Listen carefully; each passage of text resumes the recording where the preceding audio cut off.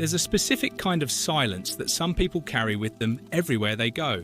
Not the silence of having nothing to say, the silence of having too much to say and no safe place to say it.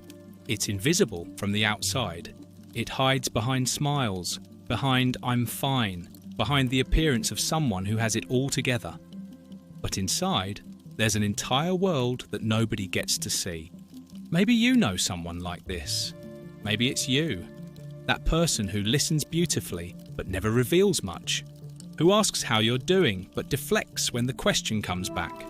Who seems calm, composed, unbothered. But beneath that calm is something else entirely. Not emptiness. Fullness with no outlet. Most people assume that those who don't share their feelings are cold, emotionally unavailable, afraid of vulnerability, incapable of depth. But that's rarely the full truth. Sometimes it's the opposite. Sometimes they feel too deeply. They process too thoroughly. They've learned through painful repetition that sharing what's inside often creates more problems than it solves. Psychologically, this pattern doesn't emerge from indifference.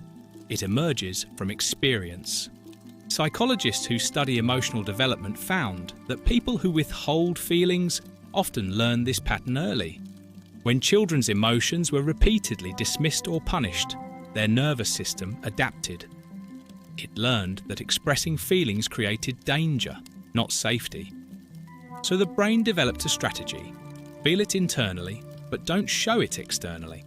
That's not dysfunction, that's adaptation to an environment that couldn't hold their emotions safely. What if silence isn't withholding? What if it's protection? When you go years without sharing how you really felt, something shifts in how you relate to your own emotions. At first, it's situational. You don't share this specific feeling with this specific person because it doesn't feel safe.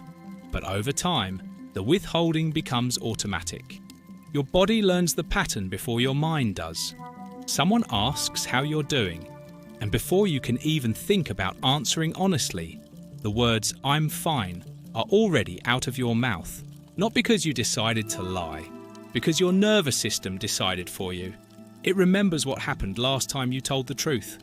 Brain science shows that emotional regulation happens in the prefrontal cortex, the thinking part of your brain. When you repeatedly choose not to share feelings, this region becomes more practiced at emotional control. The suppression becomes automatic, not because you decided to shut down, because your brain learned that withholding protected you. And protection, for a nervous system designed to keep you alive, always wins over expression. This doesn't happen overnight. Usually it starts young. A child shares that they're scared, and someone says there's nothing to be afraid of instead of "I'm here with you." A child shares that they're hurt, and someone says "you're being too sensitive" instead of "that must have been hard." A child shares excitement, and someone barely looks up from their phone. Small moments, repeated over years. And the child learns a lesson that buries itself deep in their nervous system. My feelings are a burden. My feelings are too much. My feelings don't matter the way other people's feelings matter. So they stop sharing, not all at once, gradually.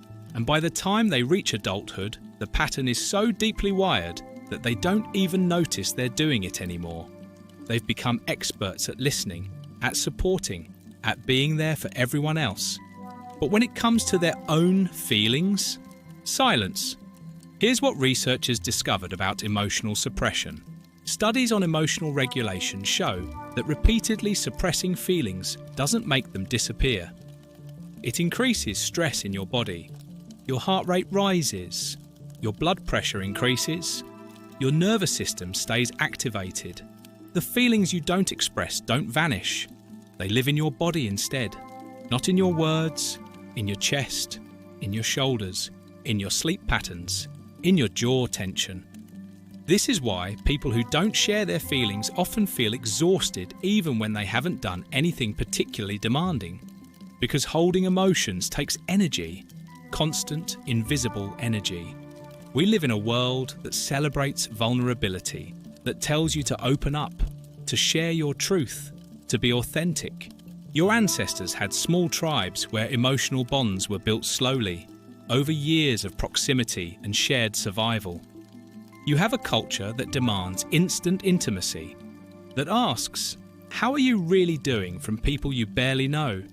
That treats emotional availability as a moral virtue and guardedness as a character flaw.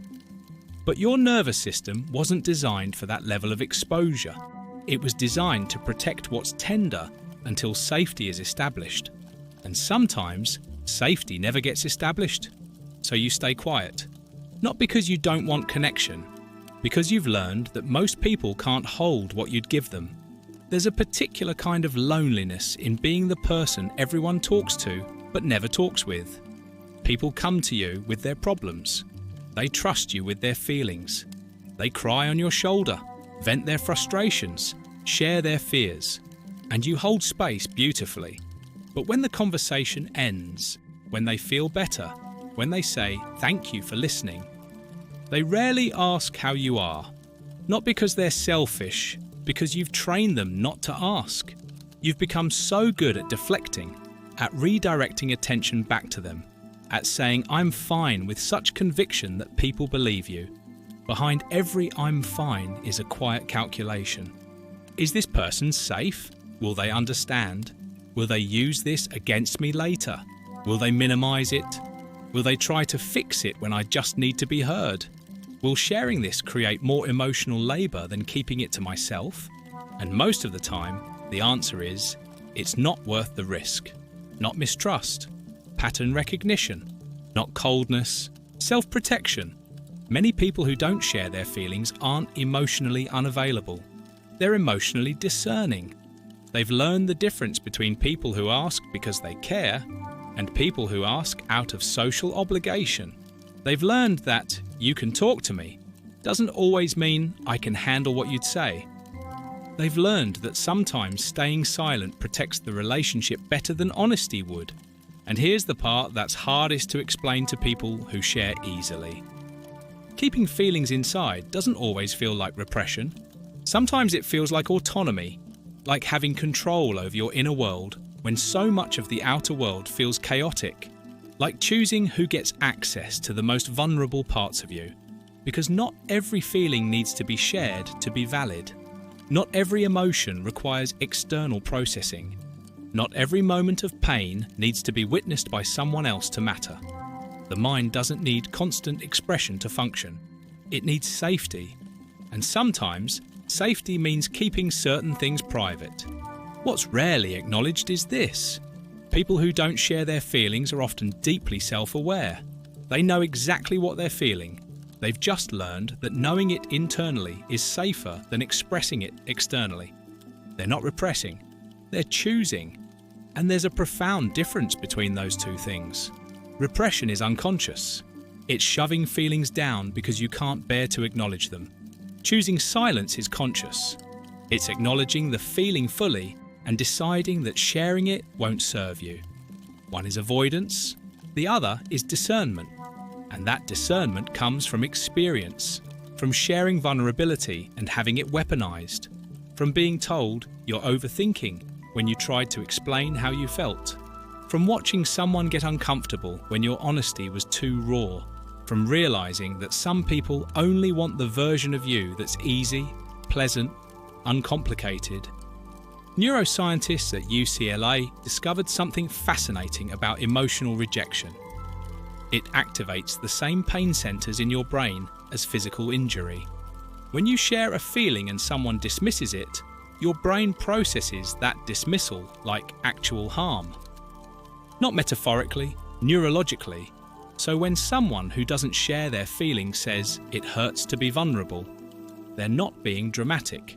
Their brain has learned through repeated experience that emotional exposure equals pain. And the brain's primary job is to protect you from pain, so it stops offering what hurt you. So if you're someone who doesn't share their feelings, understand this. You're not emotionally broken. You're emotionally cautious. And caution isn't the same as incapacity. You learned through experience that not everyone deserves access to your inner world. That some people will take your vulnerability and turn it into evidence of your weakness. That honesty doesn't always create closeness. Sometimes it creates distance, and that awareness doesn't mean you're closed off. It means you've developed boundaries. It means you know the difference between privacy and loneliness, between withholding and protecting, between being unavailable and being selective. Maybe the shift isn't learning to share more. Maybe it's learning to trust your own judgment about when sharing serves you and when it doesn't. Maybe it's recognizing that emotional restraint isn't the same as emotional emptiness. That choosing silence doesn't mean you have nothing to say. It means you're waiting for someone who knows how to listen. Maybe it's understanding that you don't owe anyone access to your feelings just because they ask. That "I'd rather not talk about it" is a complete sentence. That protecting your inner world isn't selfishness. It's self-respect. Because vulnerability without safety isn't intimacy. It's exposure. And exposure doesn't heal. It harms. The people who truly matter won't need you to perform openness. They'll earn your trust slowly, through consistency, through respect, through proving that your feelings are safe with them, not by demanding access, but by creating space. So when you stay quiet, when you keep your feelings to yourself, when you choose not to share what's happening inside, you're not failing at connection. You're honoring what you've learned. There will still be moments when the silence feels heavy, when you wish someone would ask the right question in the right way at the right time. That's okay. That's not weakness. That's longing. And longing doesn't mean you made the wrong choice. It means you're human. But there will also come a day when you meet someone who doesn't need you to explain. Someone who notices the silence and doesn't try to fill it. Someone who sits with you in the quiet and doesn't make you feel like your guardedness is a problem to solve. And in that moment, something will shift. You'll realize that withholding wasn't about being incapable of sharing. It was about waiting for someone worthy of what you'd give. Maybe that's the deepest truth about people who don't share their feelings. They're not empty wells, they're deep ones. And deep wells don't give water to just anyone. They wait for someone who understands that what's been protected for so long deserves to be handled with care.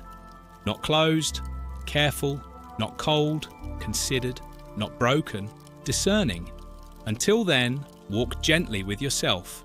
Your silence isn't a flaw, it's a boundary. And boundaries aren't walls. They're doors, waiting for the right person to knock.